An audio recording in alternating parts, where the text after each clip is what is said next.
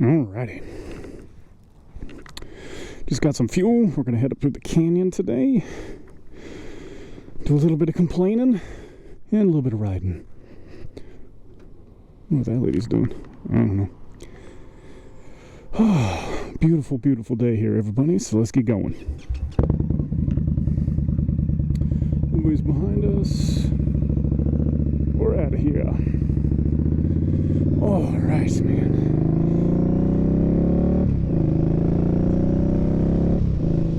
Mid-70s today, so we're doing pretty good. A little bit of rain out over Longs and Meeker, but nothing wild. And go up the backside of... Oh, we're gonna go through the canyon, I guess. We're not gonna go the backside. We're gonna go up, come around, and down through the canyon. A little bit of a longer ride. I don't know how much we'll make it through since it is a longer one, but if you stick around the whole time, I appreciate it. How's everybody doing? Everybody's good, getting out and starting to enjoy the nicer weather. I know that anybody back east and in the Midwest here is probably enjoying a little bit less because of all the horrible tornadoes and weather and everything, but I hope everybody's still doing all right. Oh man, I'm about ready to do a nice review on these bags here. Just kind of talk a little bit more about them, what I like, what I don't like, what I think they could do better, etc., etc. But they're pretty good. Viking even used one of my videos on their social media, which was pretty cool. It's nice to see. They got a good team over there, it seems like. I'd say my biggest complaint with the bags is that they are... I don't want to be offensive because I do really, really like them. I think my biggest thing is they're a little... I guess synthetic feeling and or looking, which they are, or at least the leather is not as high quality as like some hand stitched stuff, you know. Make sure my camera's pushed all the way back. It is. All right. Oh man, that was a hell of a bump. Good Lord. That is one thing I do want to look at doing eventually, is replacing the front springs on this with something a little bit, I don't know, man, less whatever the hell that is. It doesn't even feel like it bottoms out. It's just like rough because the rear, I got the progressive, I think 444s, I don't know. They're the progressive springs that you can get from Indian's website. I did not put them on. But, let me itch my nose. But they make the tail of this thing so much better than a standard, like the standard 20 or whatever, the standard Scout. They are incredible. Man, my nose itches. Why does my nose always itch when I start recording? Literally hasn't been an issue until now. But I sat on one that did not have these springs, and you can instantly tell.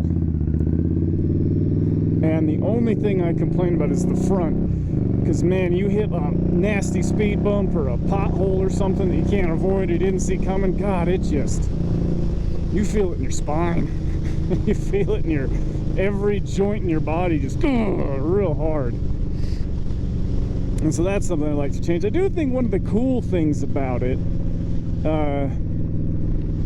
is that because they are so affordably priced, or at least more affordable than a Harley is, you can do a lot to them, and they seem to be pretty decent. I mean, it's expensive stuff. The next thing on this is going to be the exhaust, most likely. We're going to go with I believe we're going to go with the Radical Radius exhaust from Freedom Performance, or the Radius exhaust, whatever the hell it's called, I can't remember. But it's the ones that kind of swoop down on the side and dump out. And the only reason is I wanted to get the 2-in-1 because I just thought it sounded so cool. But I already dragged the pegs on this a lot because I come from a sports bike. And that exhaust gives you even less clearance on that right hand side, and the last thing I want to do is spend you know, $1,300 on an exhaust system and then drag it and just scratch the shit out of it. Where if I get the radius exhaust, it doesn't matter, because they're higher up. They're even higher up than what's on it now. So I actually get more clearance, just about. Oh my God, there was a little Honda 50 back there.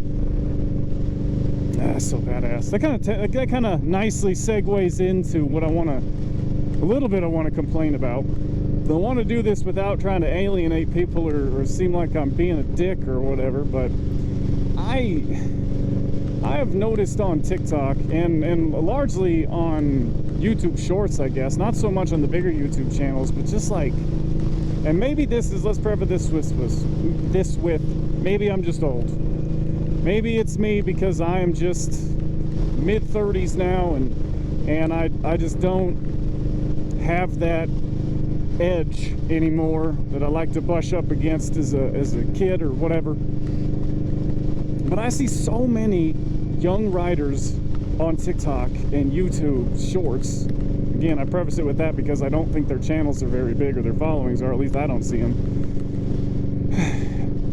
that just seem to glorify doing such dangerous and illegal things on a bike, and then in another video get pulled over by the police and try to have this narrative like they're being picked on and they're innocent and they're this and that, and then their next video is them lane splitting at 140 miles an hour in standstill rush hour traffic, or, you know,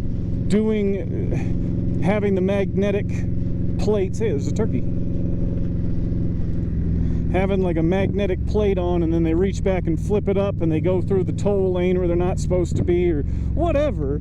Or they're like, you know, coming up and ripping stickers off cars on the highway, or punching people's cars, or taking drinks out of people's hands. Just doing such dangerous shit.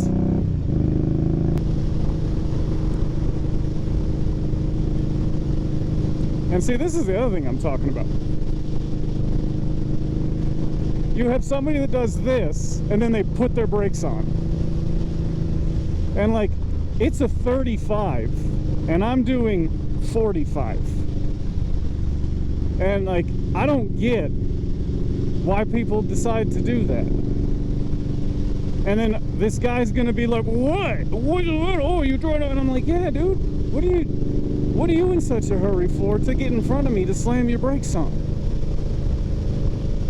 We're doing 10 over the speed limit here, bud.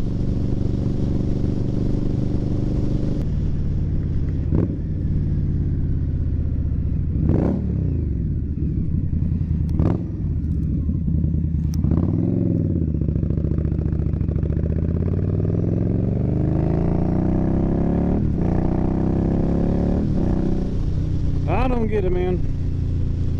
And again, it's probably just because I'm old and I don't get it, but I had a sports bike and I didn't understand the thrill of it. It was cool to, you know, rev it out and hit it, but like, God, you hit 120 miles an hour in second gear in that thing. And it's like, for what?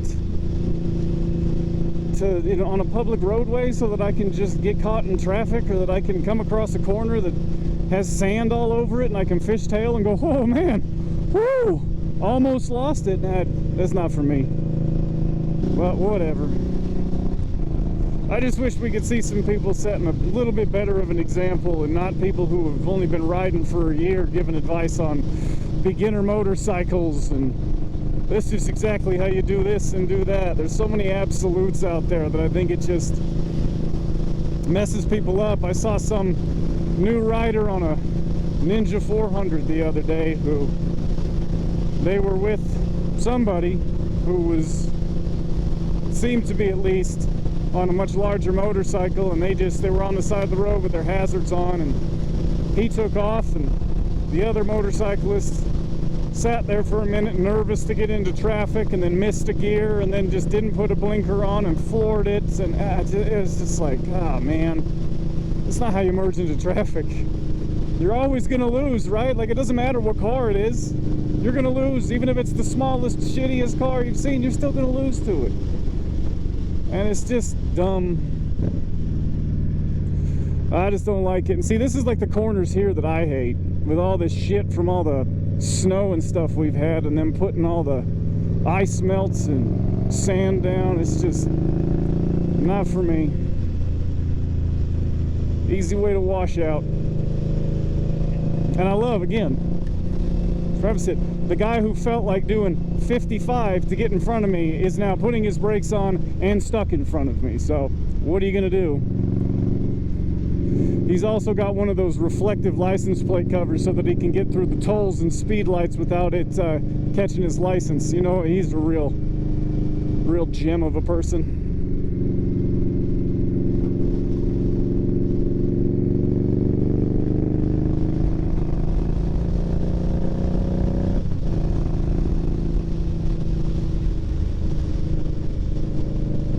And driving on the wrong side of the road.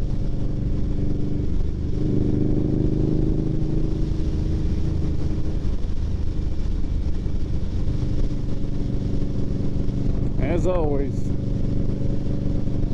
this canyon, man. I had somebody in a Prius, like a bunch of college kids in a Prius once, doing about 85 or 90 miles an hour. Whoa, that was a big old rattlesnake. Holy shit. I think it was dead, but whoa, that was a big rattlesnake. Holy cow. I thought it was like a scarf for a second, and then all of a sudden it like moved. I think just because the car went over. I don't think it was alive. They don't tend to like to be in the roadway, but I don't know. And the great equalizer. Now let's see if this impatient SOB goes around him on a double yellow.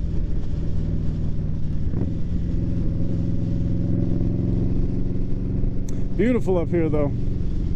This is the right time to come through the canyon. They were just getting snow up here a couple days ago. Not here, I guess, but like up on the higher elevations it was coming over. They were getting a dusting. And the mountains here up in the high country, man, it is gnarly up there. People are getting 8 inches of snow in May, 10 inches, some places a foot. I think Breckenridge's last day was sometime either, it was just a little while ago, or it's today. And they just almost got another foot of snow up there to ski through, which is nuts.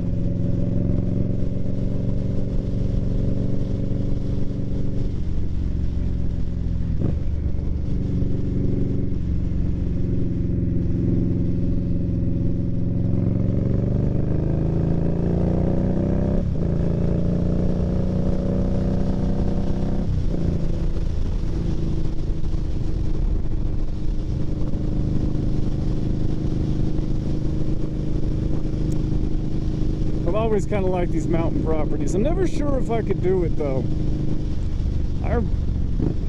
I have a little bit too much of a reliance. Ooh, there's some nasty sand. A little bit too much of a reliance on a lot of the things that come with living in a city.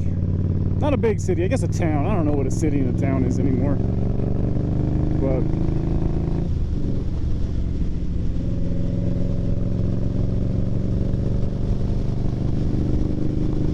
something.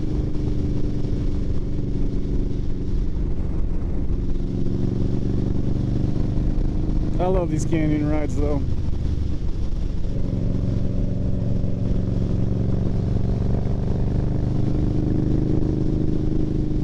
Coming up to the hidden driveways though, and the blind hills with corners over them, that'll get you. I think the worst thing to watch out for, there's a really nasty like corkscrew up here, and I hate it. It's a little ways ahead of us, but there's always cyclists there, and man, do they take it so slow, because it's like it's either if they're coming up, it's really brutal because it's like super sharp coming up and it's up a hill, or if you're going down and they're going down with you, they always take it wide. And it's always a little bit unnerving to go around it with them because they always take it a little bit too wide.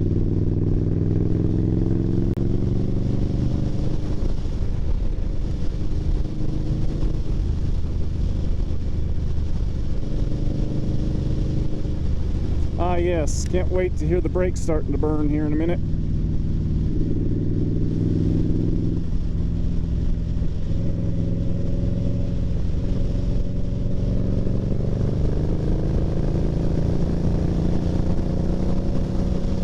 I love this bike. It's just so easy to ride. You know, and I've had some people ask, and I see a lot of people asking online, other people, you know, is the Scout a good first bike? And I'm gonna say what I always say about that, and I don't think I'm ever gonna do a video on should it be your first bike, but do I think the Indian Scout 60 even or 20, the Indian Scout in general, any of the models, is a good first bike? And the answer is no. I think your first bike should be used, and I think it should be around 300 to 500 cc. And that's how I started. And the only reason why is you're going to drop it. You're going to have problems. You're going to have accidents. Things on it are going to go bad. They're going to break. You're going to need to replace them. And having something that is used, that was cheap, that is still a thrill to ride, is going to make you a better rider and a better motorcycle owner than going out and getting a 600-pound, 500-pound plus motorcycle that's got 100 horsepower, or even if you get the 60, it's still got like 60, 70 horsepower to it. And they're just, it's a good bike. It really is a good bike. But they are just not a good first bike, because I think that there are so many other bikes out there that are lighter and better and you can learn on than something like this, that while it is nice, it's just got a couple little quirks to it that I think a intermediate rider, not beginner, would be able to deal with, understand, and handle better. It doesn't have the greatest, it's nimble, but it is definitely not agile. The weight is very well balanced on it. The seat height is great, but I would say that it feels big, like it feels heavy. It doesn't flick as easily as something that's lighter, that might sit a little bit higher. And again, I would so much rather drop a bike I paid less than, you know, a couple $1,000s, less than $5,000 for, than something that you went out and paid, if you went brand new, $15,000 to $20,000 for, you know, base model maybe 12, but you're talking taxes and fees and everything out the door, you're paying over 13, 14 for it. And so many people lease their bikes, or not lease, excuse me, finance their bikes these days. I just don't think it's worth it to finance a bike. You can have so much fun on something that costs you a quarter of the price and learn to fix it up, learn to take care of it, and become a better, more skilled rider, and then upgrade to it. It's always going to be there. They're always going to be here. And if one of these is your dream bike, you can get it for even cheaper because they're going to be used. But I just don't think that, and again, because there has been so much done to this motorcycle as well,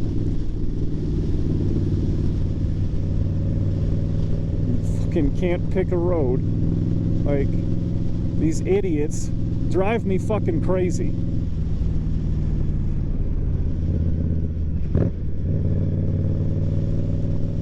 They just drive like a fucking moron. And then you've got people like, you know, you've got the cyclists here, and you got this guy who's swerving into the other lane. Like, I just don't understand it. You're driving a Honda CR-V. You got a 2-liter engine? What do you think you're freaking Michael Schumacher up there? Like, what are you doing, dude? Trying to take the fucking corner at the fastest you can take it. Like, look at this idiot. And then see, my thing is, look at all the gravel that's here. There's so much, I mean, you guys probably can't see it because it's so wide. There's so much sand and gravel on this road that it's like, nah, not for me. I'll let him be a jackass up there. I'll enjoy my ride, because he sure isn't.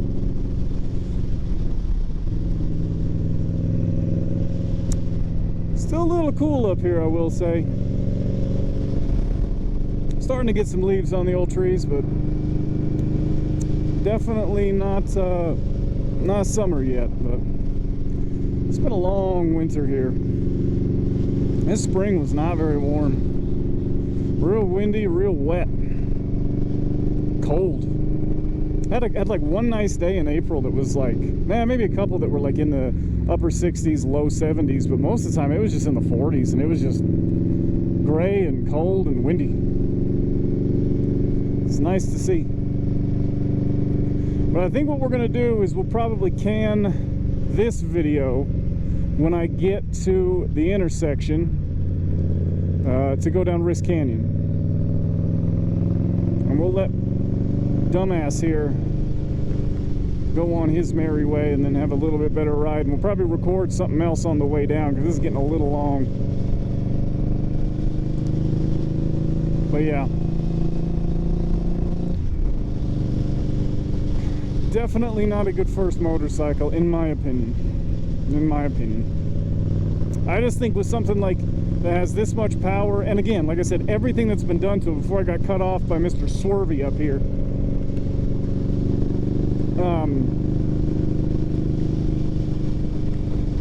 This bike has had a lot done to it.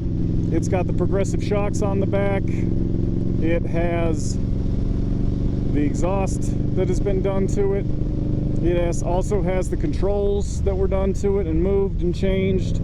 I have changed the shift linkage, which, I mean, I broke, so let's be real. Well, that was my bad. But and you also need to figure out your riding style. And I think it's way easier to get a bike that is older. And again, I'm talking, I grew up with a father that was a huge motorcycle head. And he loved bikes, and I love bikes. I love all bikes. I should have prefaced that before I started complaining about the kids who are riding like idiots, but I just love all bikes. Oh, we got a deer. See? Another reason for this idiot not to be on the road doing what he's doing. A little mama deer there.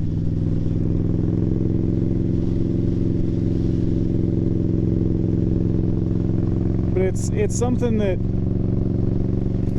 I love all motorcycles, and I came up on bikes from the 70s and 60s and fixing them up, learning to ride them, and you can just do so much to them because they're such a blank slate that I think it's just such a better thing to buy first and to learn to ride on.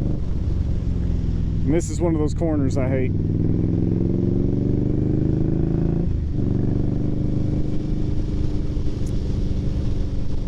That I just think it's better. I think it's better for everybody that you learn to do it on that kind of bike, just because you can have so much fun changing shit, moving handlebars, trying this, doing that, and learning how to maintain it. And then when you get one of these, you're set. You know what you're doing. And I'm not saying you're not going to drop it, but you're going to be so much more confident on a motorcycle because you have dropped one. You got it out of your system, right? Like, everybody crashes. It's kind of like skateboarding, rollerblading, whatever. You know, everybody has that moment. And you learn from it, and it sucks, but you learn from it. I built the first bike, well, I mean, the first bike I ever dropped was like a little 50cc dirt bike, and I dropped the shit out of that thing. But I had a couple more after that, and I dropped, my first big bike was my 1976 Yamaha XS750 that I turned into a cafe racer. It was just this old ass bike that a farmer had in Nebraska, and I went and picked it up in my dad's truck, brought it home. The thing was just shit. It was beat to hell. Had not been taken care of in years. Carburetors were all shitty. I pieced it together through parts on eBay and everything, and oh man, I loved it. That thing was so much fun to rip on, to rip through the gears.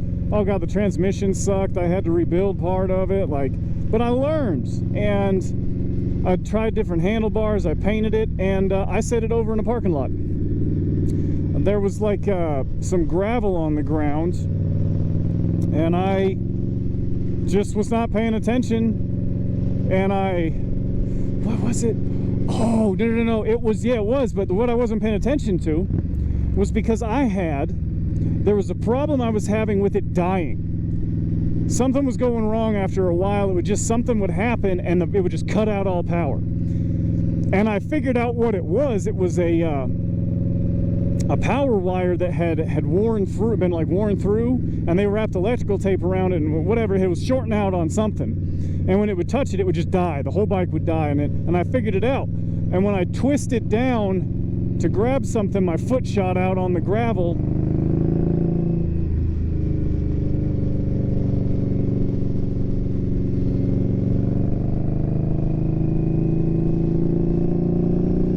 And oh my gosh, man, it just whoop, went out from under me. And it was the saddest, like, no, it's falling. Oh man, did you see him hit that? Ugh, that wasn't too bad. But it just was, it was so sad, and I dropped it and it dented the tank. But you know what? Who gives a shit? I paid $700 for that motorcycle. And that was the worst drop I've ever had. I set my Triumph Thruxton, I set it down once, incredibly gently, and it did nothing to it. It was in a garage that I was pulled into in my parents' house, and I don't know, it just, something happened on the floor and just whoop, and I set it down so gently you couldn't even tell anything happened to it, which was nice. But I've never dropped this guy. I've seen my dad one time set his big bike down. He set his Yamaha V-Star over because he like went over a curb coming down the driveway and hit his brakes, and he basically got his feet in a spot where they were over the gutter, and he couldn't get his foot down enough because he's not a tall gentleman. And it went over and nobody saw it. It was like 6 a.m. in the morning, and he got it back up and he was just pissed and whatever. But yeah, it's just so much better to have a bike. God damn, it's gorgeous up here. So much better to have a bike that you're not going to give a shit about. I mean, you are, but you're just like, you know, it's like a new car, right? You buy a new car and then you get a scratch on it because somebody at the parking lot decided they want to park next to you and their kid smacks the door into it. You're like, motherfucker. It's you got a used one. Like, I don't know. It's like my work car. Like, yeah, it's got scratches in it. I'm going to try not to do it again, but I don't know. I take care of it, but I'm not super worried about it. Hi, guys. But we're coming up to our intersection here, so I appreciate you guys coming along for the ride. It's been a little bit of a longer one. We're only halfway up. We're going to go back down the other side. But that's going to be it for me. We'll pull up here, kick it off, and we will see you all next time. Go right here. Boom. Oh man, look at that. We'll kind of just pull over here and kick it down, turn it off, turn the blinker off because I don't want to be that guy. And that's where we just came from, all the way down there. We're headed that way, so we will see y'all on the next one.